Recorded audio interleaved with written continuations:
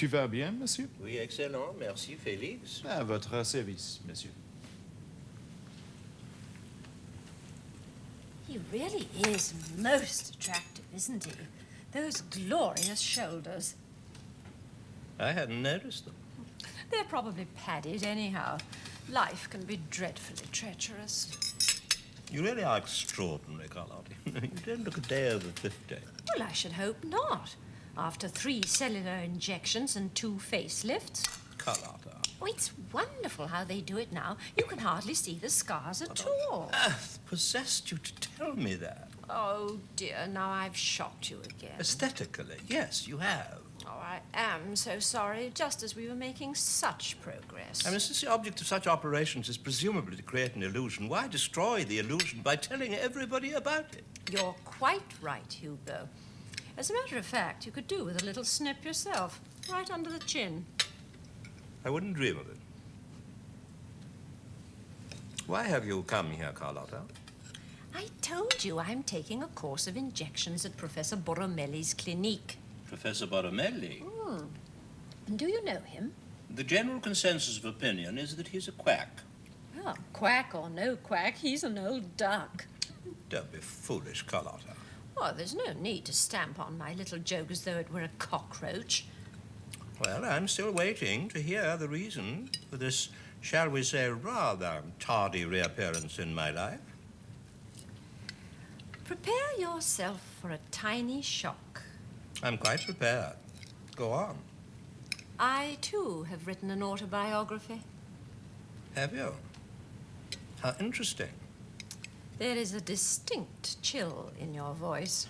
I'm sorry, I was unaware of it. It is to be published in the autumn. Congratulations. By whom? Doubleday in New York and Heinemann in London. Excellent. I'm so glad you approve. And have you written it all yourself, or have you employed what I believe is described as a ghostwriter? No, Hugo. I have written every word of it myself. Well done. And you want me to write an introductory preface? No, I've already done that, too. Well, what is it then? What is it that you want of me? Permission to publish your letters. Letters? What letters? The letters you wrote to me when we were lovers. I've kept them all. Any letters I wrote at that time were private. They concerned nobody but you and me. I agree. But that was a long time ago, before either of us had become celebrated enough to write our memoirs. I cannot think that you, Carlotta, have even yet achieved that particular distinction. Doubleday and Heinemann do.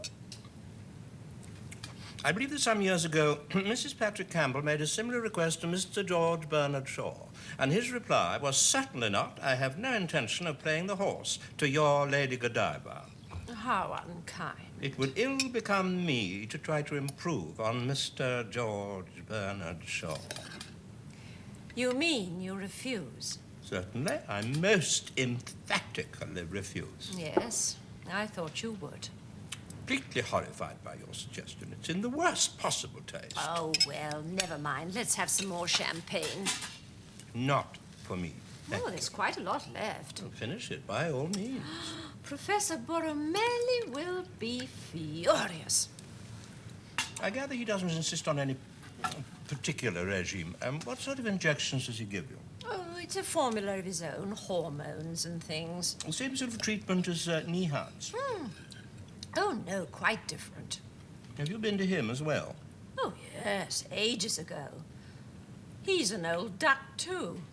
You seem to regard Switzerland as a sort of barnyard. Quack, quack. Don't be childish. Oh, perfect timing, Felix. I congratulate you. Thank you, madame.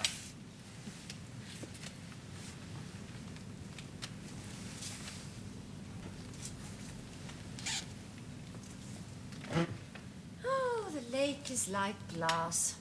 There'll be a moon presently. How clever of you to know. Well, there was a moon last night, so I just put 2 and 2 together. So Hugo tells me you're half Austrian and half Italian, Felix. That is correct, madame. And which half do you like best? Please come.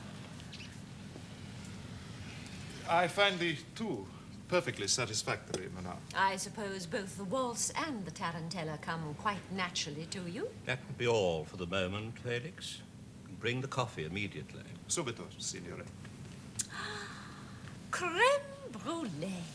I hate familiarity with servants. Oh, eat up your pudding for God's sake and stop being so disagreeable. How dare you speak to me like that? Dare? Really, Hugo, what have I to fear from you?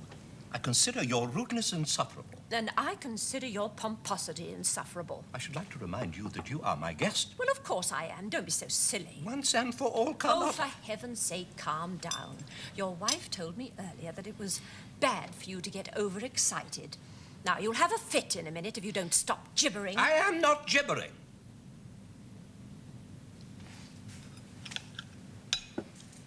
I think, Carlotta, that as we really haven't very much more to say to each other, it would be considerate of you to leave as soon as you've finished eating. I'm sorry if I appear discourteous, but it was, after all, you who forced us into this rather unprofitable meeting. I'm sorry also that I'm unable to accede to your request. But I'm sure that when you've given yourself time to think it over, you will realize how impertinent it was. Why impertinent? Not having read your book, I have naturally no way of judging whether it's good, bad, or indifferent. I am perfectly aware, however, that the inclusion of private letters from a man in my position would enhance its value considerably.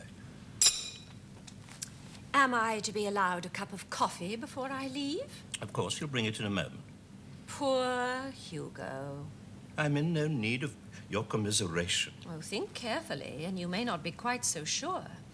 Any man who can refuse a request as gracelessly and contemptuously as you have done is neither happy nor secure. Coffee, monsieur. For Madame only. You can put it in there and take away the dinner table. Very good, monsieur. You are afraid of not sleeping? I never drink coffee in the evenings. Well, what about a nice cup of cocoa? Inelegant, but soothing.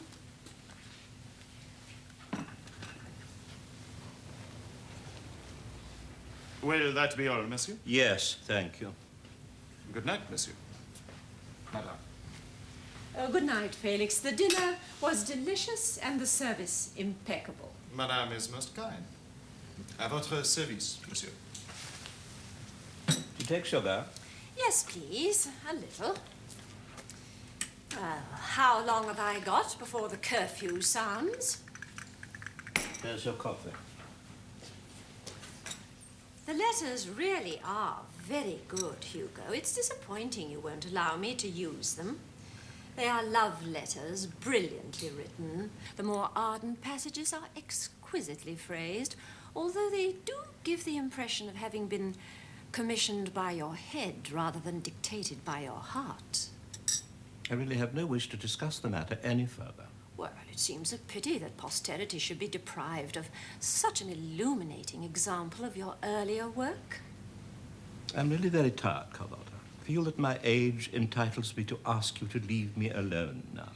Perhaps we may meet and talk again within the next few days.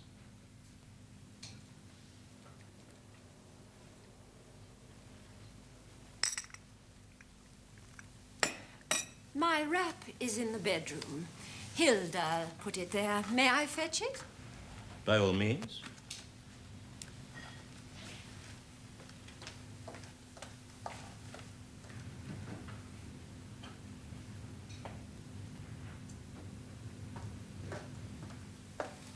Good night, Hugo. I'm sorry our evening has ended so uncosily. So am I, Carlotta. So am I. To revert to the unfortunate subject of the letters for a moment, you may have them if you like. They are of no further use to me. That's really most generous of you. I'm afraid I can't let you have the others, though. That would be betraying a sacred promise. Others? What others? Your letters to Perry. My letters to Perry? What do you mean? Perry Sheldon. I happened to be with him when he died. What do you know about Perry Sheldon? Among other things, that he was the only true love of your life. Good night, Hugo. Sleep well.